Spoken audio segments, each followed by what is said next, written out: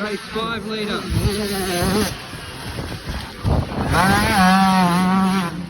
Not bad for a 10 or 12-year-old. He's smashing the pack.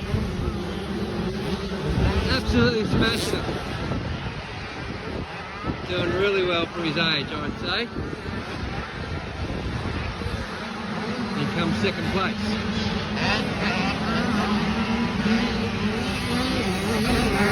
Go, go, go, go. Doing well too. Third, fourth and fifth. Sixth place.